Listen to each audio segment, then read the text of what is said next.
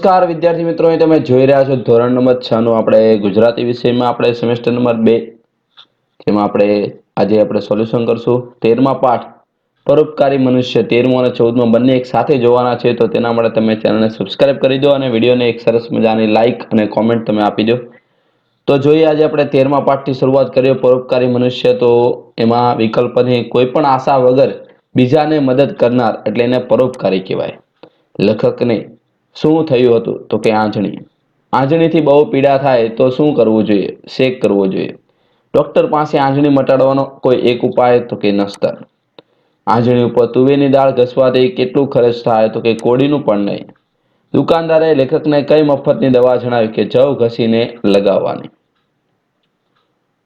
સાતમું છે મુનિમના મત મુજબ આંજણી માટે રામબાણ ઈલાજ કયો છે તો કે કેસર ચોપડો।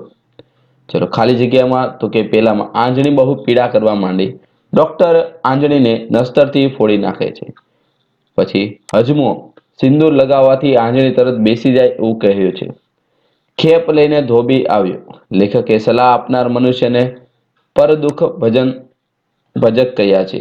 ગોળ વેચનારે ગોળનો ચપકો દેવાનું કહ્યું। કાંદાની દુર્ગંધ વેઠીને લેખકને રસ લાગ્યો। ઉપરા ઉપરી દવાનો પડ થવાથી આંખ ઉપર ડુંગળી બની ગઈ। ખરા ખોટા તમને આપેલા છે સરસ મજાના, તો અહીં તમને એમાંથી જોઈને તમારા આઈડિયાને તમારે લખવાના રહેશે।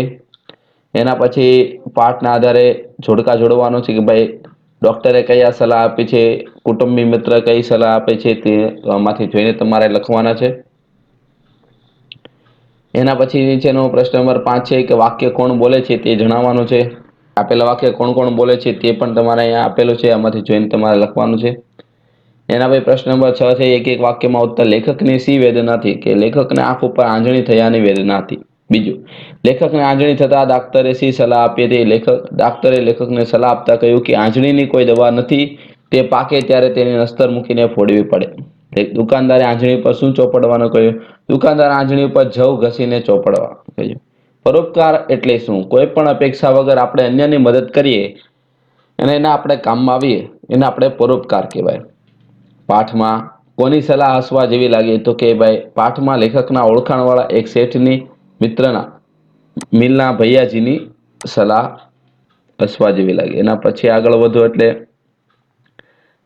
કે દરેક વાક્યમાં એક બે શબ્દ ભૂલ ભરેલા અહીં તમને આપેલા છે, એ શબ્દ આપણે શોધવાના છે, એના ઉપર છેકો મારીને યોગ્ય શબ્દ લખવાના છે। તો અહીંયા તમને એનું આખું સોલ્યુશન આપેલું છે, સુધારીને આખો પેરેગ્રાફ તમને લખીને આપેલો છે। એના પછી ઉદાહરણ વાંચો અને તે મુજબ વાક્ય બનાવવાનું છે। જેમ કે ચોપડી અને વાંચી કે જુઓ તો ખરા, વાંચી વાંચીને ચોપડી ચિતરાઈ ગઈ। નોટ અને લખી જુઓ તો ખરા, લખી લખીને નોટ ભરાઈ ગઈ। પગ અને ચાલે તો જુઓ તો ખરા, ચાલી ચાલીને પગ થાંભલા જેવા થઈ ગયા। કાન સાંભળી જુઓ તો ખરા, સાંભળી સાંભળીને કાન દુખી થઈ ગયા। તો તે પ્રમાણે તમારા વાક્ય બનાવવાના છે। એના પછીનો આગળ જોઈએ એટલે કાઉસમાં આપેલા શબ્દને યોગ્ય સ્વરૂપ આપીને ઉદાહરણ મુજબ તમારે ખાલી જગ્યા લખવાનું છે। એમાં પહેલું છે કાઉસમાં તમને આવું આપેલું છે, તો એનો પ્રશ્ન એવો છે કે આદિત્યએ કહ્યું હું આવીને તરત જ તમારું કામ કરી દઈશ। આવવાની જગ્યાએ આવીને આપણે લખવાનું છે। તેવી રીતે અહીંયા બધા જ તમને શબ્દના જવાબ લખેલા છે, આમાંથી જોઈને તમારે આઈડિયલની અંદર તમારે લખવાના રહેશે। ચલો નેક્સ્ટ આગળ વધીએ એટલે પ્રશ્ન નંબર 4 છે સ્ત્રીલિંગ કરવાથી કદ સૂચક, વહાલ સૂચક, કોમળતા સૂચક બનતા હોય તેવા બીજા શબ્દ આપણે લખવાના છે। જેમ કે ટેકરો તો ટેકરી, છોકરો તો છોકરી, ઓરડો તો ઓરડી, થેલો તો થેલી, વંદો તો વંદી અને કોલ્લો તો ફોલ્લો તો ફોલ્લી। તેવી ત્યાં તમને બધા આપેલા છે શબ્દ, આમાંથી જોઈને તમારે લખવાના છે। આગળ જોઈએ એટલે નીચે આપેલા શબ્દમાં પ્રગટ થતો ભાવ દર્શાવતું વાક્ય શબ્દ વાપર્યા વગર તમારે બનાવવાનું છે। જેમ કે આનંદ, આજે તો ઉત્તરાયણ। એના પછી દુઃખ, આવતીકાલે તને મળવા નહીં આવી શકું। નવાઈ પ્રગટ કરતું હોય તેવું વાક્ય, નવાઈ પવાડે એવું કે હે અમદાવાદની સ્વચ્છ શહેરનો એવોર્ડ મળ્યો। ગુસ્સો આપે એવું હું એની સાથે ક્યારેય નહીં બોલું, આ ગુસ્સામાં આપણે બોલીએ। દયા, તરસ્યા લોકોની તરસ छिपाવી, એ દયા ભાવ તમને દર્શાવે છે। એના પછી લીટી કરેલા શબ્દોને આડાઅવળા મુકાઈ ગયા છે તે યોગ્ય ક્રમમાં લખવાના છે, બરોબર। જેમ કે પેલું આપ્યું છે ચરચરાટ, બીજું આપેલું છે ખડખડાટ, ત્રીજું આપ્યું છે ધબધબાટ, ઘસઘસાટ અને મઘમધાટ, તેવી રીતે પેલું આવશે ખડખડાટ, ચંદુ ખડખડાટ હસે છે. પાણી એવું ઠંડુ હતું કે મારા હાથમાં ચરચરાટ થયો. એવી રીતે તમારે જવાબ આમાં લખવાનો છે. ચાલો, ઉદાહરણ પ્રમાણે શબ્દની પહેલા પર આવે ને એવા બીજા શબ્દ લખવાના છે. બરોબર, જેમ કે પરોપકારી, પરગામ, પરદાદા, પરદેશ, પરદુખ, પરનાથ, પરલોક, પરબીડિયું, પરકાયા, પરજન, પરકમા અને પરકમા અને પરસ્ત્રી. તેવી રીતે તર આવતા હોય તેવા પાછળ જે તર આવે, જેમ કે ચણતર, ગણતર, ભણતર. એના પછી પાછળ સર આવતા હોય તો બરોબર, જેમ કે કારણસર, સમયસર, વખતસર, હેતુસર. જોડકા તમને આપેલા હતા, ક્યાં ગયા? આર્યા. જોડકા તમને આપેલા છે શબ્દ સમૂહ માટે એક એક શબ્દ નો તમને અહીંયા અર્થ તમને આપણે જોડવાનો છે, લખેલા છે, તમને આપેલા છે. એના પછી સમાનાર્થી શબ્દ અહીંયા આપેલા છે, એમાંથી જોઈને સમાનાર્થી, વિરોધાર્થી, જોડણી આ બધા શબ્દ તમારે વિડીયોને તમારે પોઝ કરીને તમારે લખી નાખવાના. આગળ વધીએ એટલે વિરોધાર્થી શબ્દ તમને દેખાય છે, જોડણી શબ્દ સુધારોનો શબ્દ તમને આપેલા છે. પછી શબ્દકોશને ક્રમમાં લખવાના છે.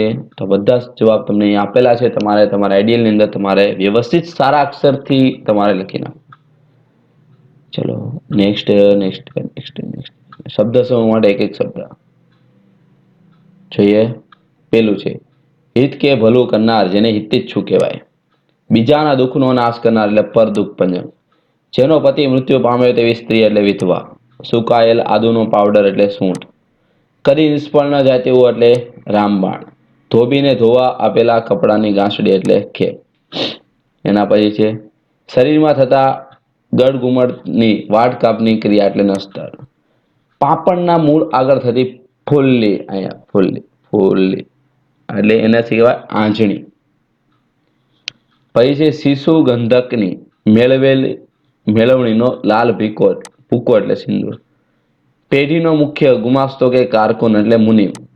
એક વનસ્પતિ કે જેના ફૂલની અંદર વચ્ચે ઉગતો સુગંધીદાર તાંતણો એટલે કેસર. રૂઢિપ્રયોગનો અર્થ તમને આપેલો છે, પળો મૂકવો એટલે નાશ પામવો. એનું વાક્ય તમને અહીં આપેલું છે, આમાંથી જોઈને તમારે લખી દેવાનું. મનમાં ઉતરવું એટલે ગમવું. પપ્પાની સલાહ મારા મનમાં ઉતરી ગઈ. ખબર કાઢવી એટલે તબિયતમાં સારા સમાચાર ચડવા. આજે ઘણા સગા સંબંધીઓ દાદાની ખબર કાઢવા આવ્યા. તો વિદ્યાર્થી મિત્રો, આ હતું એક પાઠનું. હવે સાથે સાથે આપણે બીજા પાઠનું પણ કીધેલું છે, તો સાથે આપણે જોઈ લઈએ 14મો પાઠ. એક ઈડરનો વાણિયો કવિતા છે. તો જોઈએ આપણે કવિતાની અંદર સોલ્યુશનમાં પેલું છે વાણિયો ક્યાંથી ક્યાં જતો હતો, તો આવશે ઈડરથી કોટડે જતો હતો. બીજું છે ધૂળો કેમ ભૂલો પડ્યો, તો અંધારું થઈ ગયું હતું એટલે બાળક. ચમક્યા ચોર ચાર એટલે ચોરો દેખાયા એને તો. ચોરે ધોળાને ધમકાવતા શું કહ્યું? ખબરદાર, જે હોય તે આપી દે, એવું કીધું ચોરે. ખીજાયેલા ચોરેને શું થયું કે આ વાણિયો ક્યાંથી આવા દાવ શીખ્યો છે. એના પછી ખાલી જગ્યા તમને આપેલી છે આમાંથી. તો વાણિયાનું નામ ધૂળો છે. એમ તો ધૂળો હિંમતવાળો હતો. ચોરે વાણિયાને કહ્યું ખબરદાર. ચોરો દેખાવમાં વિકરાળ હતા.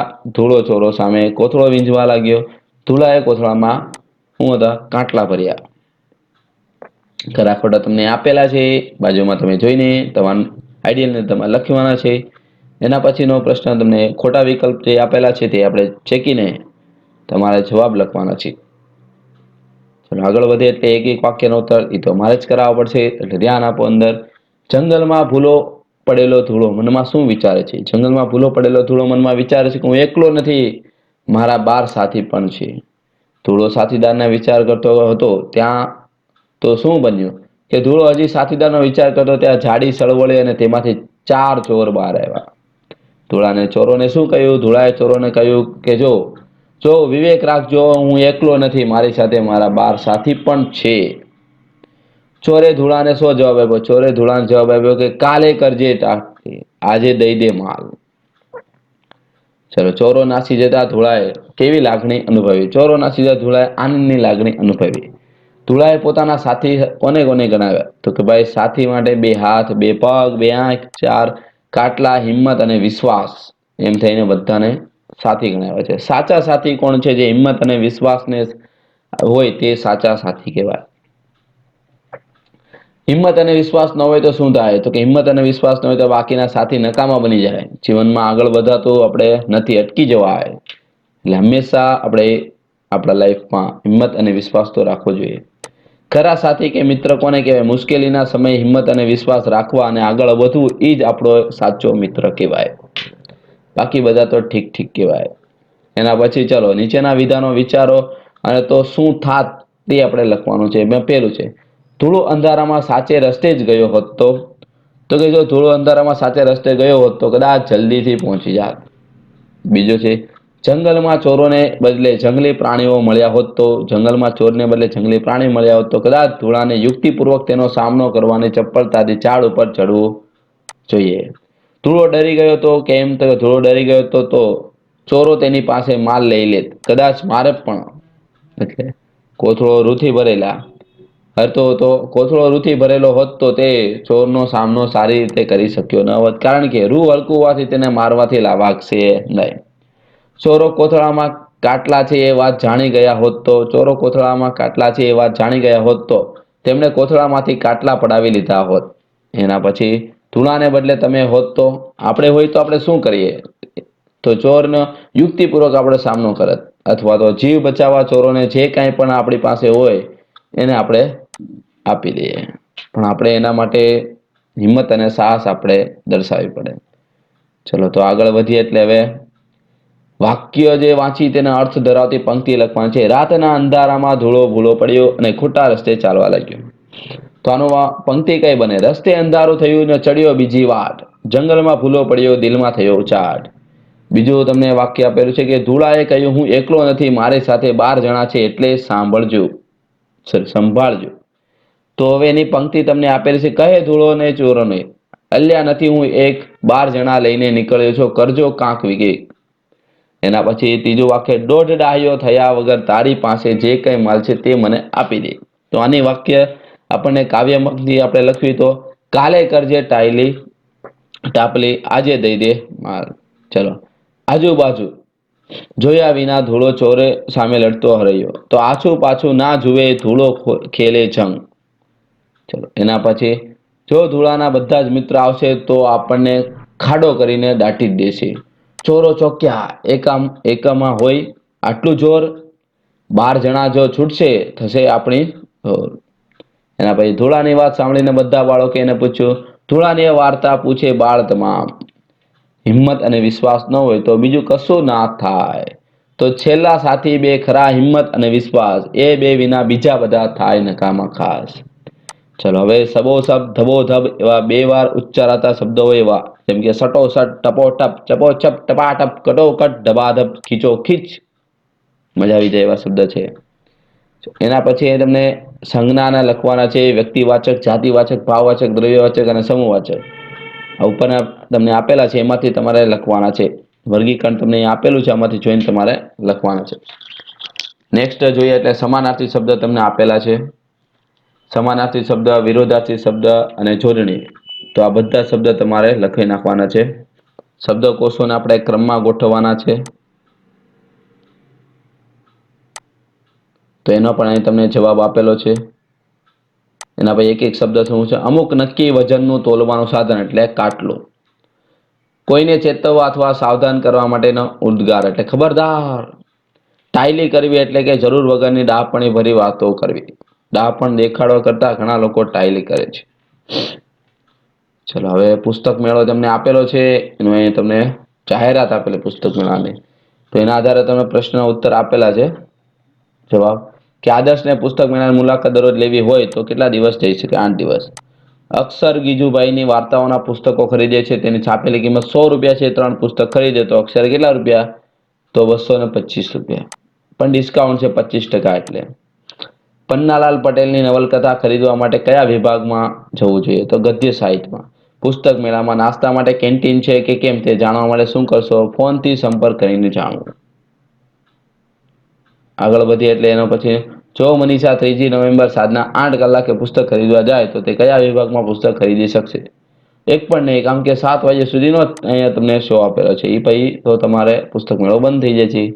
બાળપણાનું રૂસણું જેમાં હોય એ પુસ્તક ખરીદ્યું તો કયા વિભાગમાં જાય? બાળ સાહિત્યમાં.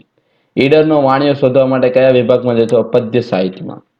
તો વિદ્યાર્થી મિત્રો, આજે બે એકાર સોલ્યુશન આપણે જોયા છે. તો તમને સોલ્યુશન કેવા લાગ્યા છે તે અમને કોમેન્ટમાં અવશ્ય જણાવશો. અને સાથે સાથે આપણે બીજા સોલ્યુશન પણ જોવાના છે. તો તેના માટે તમારા ચેનલ સબસ્ક્રાઇબ કરવા જેમ છે, જેથી તમને યોગ્ય સમયે બીજા બધા વિડીયો લેક્ચર સમયસર મળતા રહે. Thank you. જય હિન્દ, જય ભારત.